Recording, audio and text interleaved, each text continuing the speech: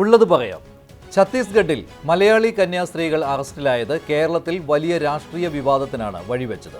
LDFും UDFും BJPയും ക്രൈസ്തവ സഭകളുടെ ആശങ്ക തീർക്കുന്നതിനു വേണ്ടി കളത്തിലിറങ്ങി. ജനപ്രതിനിധികളും പാർട്ടികൾ നിയോഗിച്ച സംഘങ്ങളും ഛത്തീസ്ഗഡിലേക്ക് പറന്നു. ബിഷപ്പുമാർ തെരുവിലിറങ്ങി സംഘപരിവാറിനെതിരെ പ്രതിഷേധിച്ചു. ക്രൈസ്തവ സഭകൾക്ക് വിരുന്നും കേക്കും നൽകി നയതന്ത്രത്തിനും രാഷ്ട്രീയ നേട്ടത്തിനും ശ്രമിച്ച് അതിൽ വിജയം കണ്ടുവന്നിരുന്ന കേരള BJPക്ക് വലിയ അടിയായി ഛത്തീസ്ഗഡിലെ കന്യാസ്ത്രീകളുടെ അറസ്റ്റ്. BJPക്ക് കൈകൊടുത്തു തുടങ്ങിയ ക്രൈസ്തവ സഭാ നേതൃത്വങ്ങളും നിലപാട് തിരുത്തി. कानून मत बताना मेरे को, ये कानून के जानकार बड़े बैठे, एकदम बड़े कानून के जानकार हैं.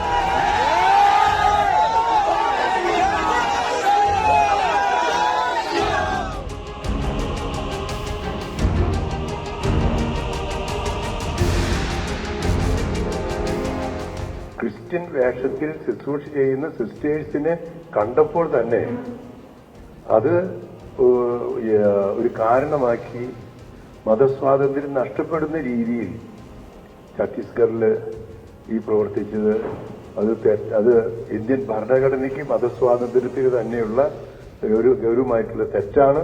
ഇന്ത്യയിൽ സംഭവിക്കുവാൻ പാടില്ലാത്ത ആ വലിയ ഖേദകരമായ തുടർ സംഭവങ്ങളെയും എല്ലാം സഭയൊന്നായി അതിൽ കടുത്ത പ്രതിഷേധം അറിയിക്കുക. മതപരിവർത്തനവും മനുഷ്യക്കടത്തും മലയാളി കന്യാസ്ത്രീകൾക്കെതിരെ ചുമത്തിയതോടെ ദിവസങ്ങളോളം ജയിലിൽ കിടക്കേണ്ടി വന്നു. ദീർഘകാലത്തെ ജയിൽവാസവും ദുരിതവും ഉണ്ടാകുമോ എന്ന് മുൻ അനുഭവങ്ങൾ വെച്ച് ക്രൈസ്തവ സഭകൾ ആശങ്കപ്പെട്ടു. ഒപ്പം കേരള BJPയെ പ്രതിരോധത്തിലാക്കാനുള്ള ആയുധവും. ക്രൈസ്തവ വോട്ടുകളുടെ പ്രധാന ഗുണഭോക്താക്കൾ എന്നും UDF ആയതുകൊണ്ട് രണ്ടിലൊന്ന് ആലോചിക്കേണ്ടി വന്നില്ല കോൺഗ്രസിന്.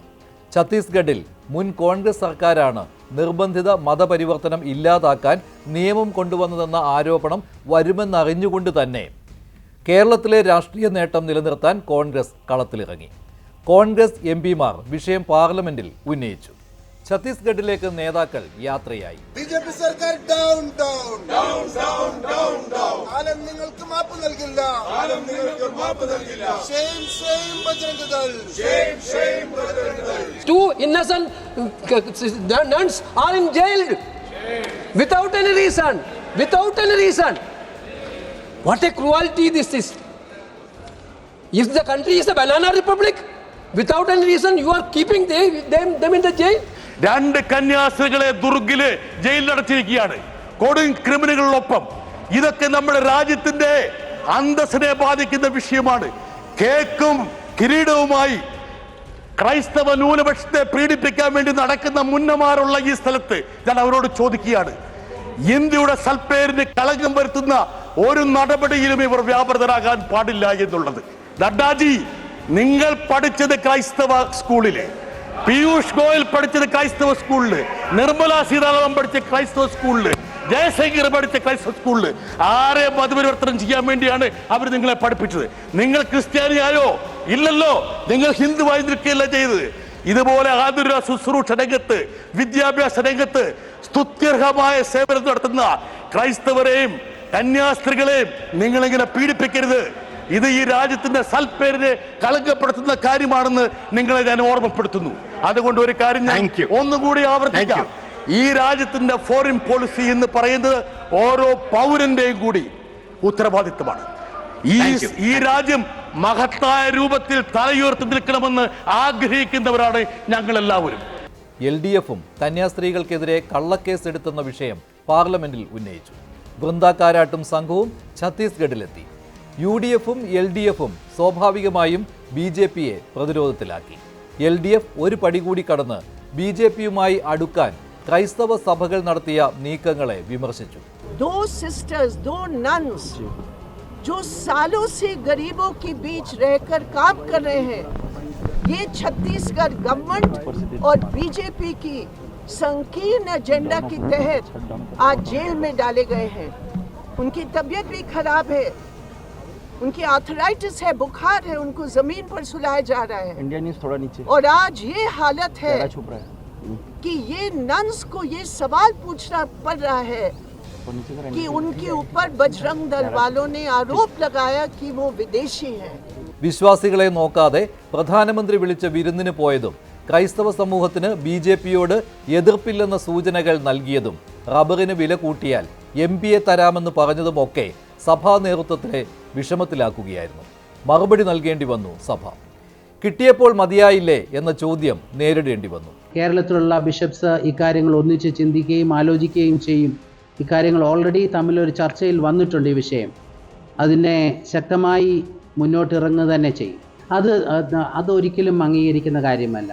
സഭയുടെ മേലധ്യക്ഷന്മാർ എപ്പോഴും സഭ വിശ്വാസികൾക്ക് വേണ്ടിയാണ് നിലനിൽക്കുന്നത്. അവരുടെ വേദനയുണ്ടെങ്കിൽ അതിനോട് തീർച്ചയായിട്ടും പങ്കുചേരുന്നതും അവരോട് ചേർന്ന് നിൽക്കുന്ന എപ്പോഴും സഭയും സഭയുടെ മേലധ്യക്ഷന്മാരും. കന്യാസ്ത്രീകൾക്കൊപ്പമുണ്ടായിരുന്ന പെൺകുട്ടികൾ വീട്ടുകാരുടെ സമ്മതത്തോടെ ജോലിക്ക് പോയതാണെന്നും മനുഷ്യക്കടത്തില്ലെന്ന് ബോധ്യമായിട്ടും സംഘപരിവാറിൽപ്പെട്ട ബജ്രംഗ് ദൾ അനുയായികൾ തടഞ്ഞുവെച്ചത് ക്രൈസ്തവ വേട്ടയെന്ന് സ്ഥാപിക്കാൻ പറ്റുന്നതായിരുന്നു.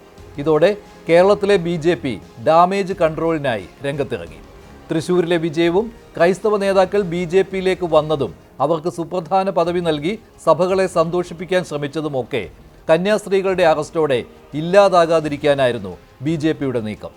കന്യാസ്ത്രീകളുടെ അറസ്റ്റ് തെറ്റായിപ്പോയെന്ന് രാജീവ് ചന്ദ്രശേഖർ പറഞ്ഞത് ഛത്തീസ്ഗഡിലെ BJP സർക്കാരിനെ തള്ളിപ്പറയുന്നതിന് തുല്യവുമായിരുന്നു. കൃത്യമായിട്ട് ഹോം മിനിസ്റ്ററോട് സംസാരിച്ചതിൽ അതല്ല, എനിക്ക് അവരുടെ അടുത്തുനിന്ന് എല്ലാ ക്ലാരിഫിക്കേഷനും ഞാൻ വാങ്ങിച്ചു കിട്ടിയിട്ടുണ്ട്. എനിക്ക് 100% വിശ്വാസമുണ്ട് ഇതൊരു മിസ്അണ്ടർസ്റ്റാൻഡിംഗ് ആണ്, മിസ്കമ്മ്യൂണിക്കേഷൻ ആണ്. കാരണം ആ private placement agencies regulation act പ്രകാരം അവർക്ക് ആ പോർട്ടലിൽ രജിസ്റ്റർ ചെയ്യണം. അത് ചെയ്തിട്ടില്ല എന്നാണ് ഞാൻ ഇപ്പോൾ മനസ്സിലാക്കുന്നത്. അപ്പോൾ ഒരു മിസ്കമ്മ്യൂണിക്കേഷൻ ആണ്. അതിനെ കുറിച്ച് ഞാൻ പറഞ്ഞിട്ടുണ്ട്. അനൂപ് ആന്റണി അവിടെ എത്തിയിട്ടുണ്ട്. ഞങ്ങൾ അതിനു വേണ്ടി എന്ത് വേണമെങ്കിലും എന്ത് ചെയ്യണമെങ്കിലും ഞങ്ങൾ ചെയ്യും. കാരണം ഞങ്ങൾക്കൊരു വിശ്വാസമുണ്ട് ഇത് മതപരിവർത്തനം ആയിരുന്നില്ല, ഹ്യൂമൻ ട്രാഫിക്കിംഗ് ആയിരുന്നില്ല. കന്യാസ്ത്രീകൾക്ക് ജാമ്യം കിട്ടാനുള്ള പോരാട്ടത്തിലെ ഓരോ ഘട്ടത്തിലും രാഷ്ട്രീയ നേട്ടത്തിനുള്ള കൊണ്ടുപിടിച്ചുള്ള നീക്കങ്ങളാണ് കണ്ടത്. ഒടുവിൽ ആരാണ് വിജയം കണ്ടത്? അവിടെയും ക്രെഡിറ്റ് അടിക്കുവാനുള്ള തർക്കമാണ് ഇപ്പോൾ. ഛത്തീസ്ഗഡിലെ കോൺഗ്രസ് നേതാക്കൾ അറസ്റ്റിനെതിരെ ഒന്നും മിണ്ടാത്തപ്പോൾ കേരളത്തിലെ നേതാക്കൾ മാത്രം ജാമ്യത്തിനായി ശബ്ദമുയർത്തി. കേരളത്തിലെ BJP നേതൃത്വം ജാമ്യത്തിനും ഛത്തീസ്ഗഡ് സർക്കാരിനെ കൊണ്ട് കേസ് മയപ്പെടുത്താനും ശ്രമിച്ചപ്പോൾ പാർലമെന്റിൽ ഛത്തീസ്ഗഡിലെ BJP MP-മാർ കന്യാസ്ത്രീകൾക്കെതിരാണ് നിലപാടെടുത്തത്.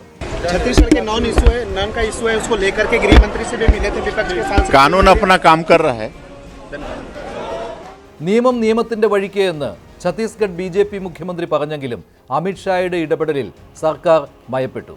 കന്യാസ്ത്രീകൾക്ക് 8 ദിവസം ജയിലിൽ കിടന്നതിന് ശേഷം ജാമ്യം. ഇനി രാഷ്ട്രീയ നേട്ടങ്ങൾക്കും പിന്തുണ നഷ്ടപ്പെട്ടത് തിരിച്ചു പിടിക്കാനുമുള്ള പോരാട്ടമാണ്. മോദിയുടെയും അമിത്ഷായുടെയും ഇടപെടലാണ് സഹായിച്ചതെന്ന് കേരള BJP. ഞങ്ങളുടെ സമ്മർദ്ദവും നിയമ പോരാട്ടവുമാണ് സഹായിച്ചതെന്ന് UDF-ഉം LDF-ഉം. സംസ്ഥാന സർക്കാർ ജാമ്യം ഒപ്പോസ് ചെയ്യില്ല എന്ന് അവര് നടപ്പിലാക്കി. വളരെ സന്തോഷമുണ്ട്.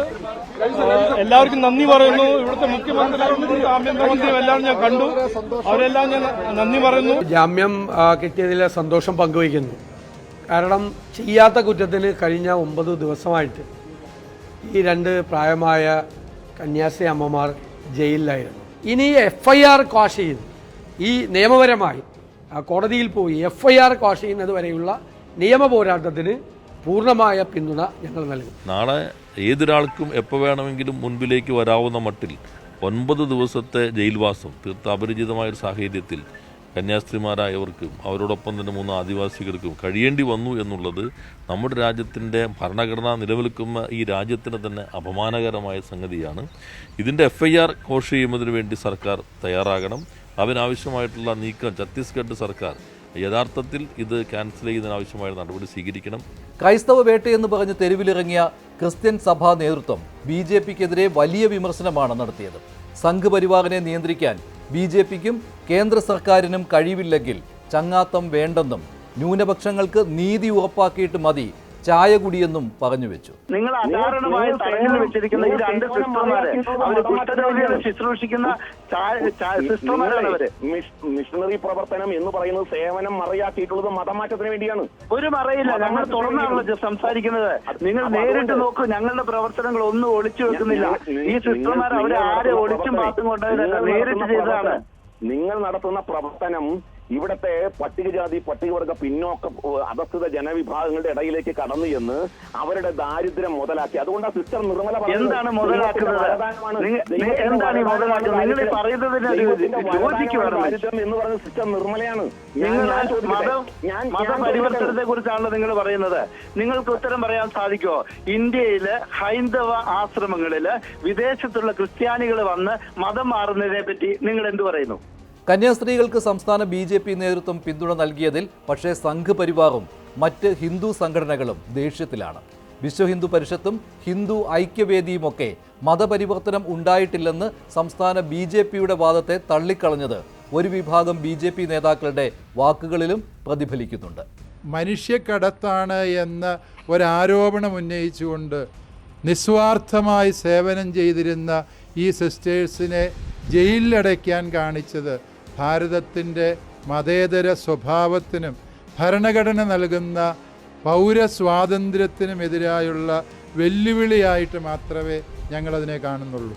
മതപരിവർത്തനം നിരോധിക്കുന്ന നിയമം രാജ്യത്ത് ഒരിടത്തും ഉണ്ടാവരുതെന്ന് തലശ്ശേരി ആർച്ച് ബിഷപ്പ് മാർ ജോസഫ് പാംപ്ലാനിയുടെ ആവശ്യത്തിനെതിരെ ഹിന്ദു ഐക്യവേദി രംഗത്തെത്തിയത് കേരളത്തിലും മതപരിവർത്തനം തടയാൻ ഛത്തീസ്ഗഡ് മോഡലിൽ നിയമം വേണമെന്ന് പറഞ്ഞാണ്.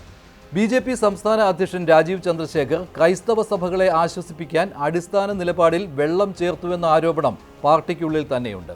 കയ്യിലുള്ള വോട്ട് ബാങ്കിനെ പിണക്കി കിട്ടുമെന്ന് ഇപ്പോഴും ഉറപ്പില്ലാത്ത ക്രൈസ്തവ പിന്തുണ ഉറപ്പാക്കാൻ ഇറങ്ങിത്തിരിച്ചതിന് നേതൃത്വം പാർട്ടിക്കുള്ളിൽ മറുപടി നൽകേണ്ടി വരും.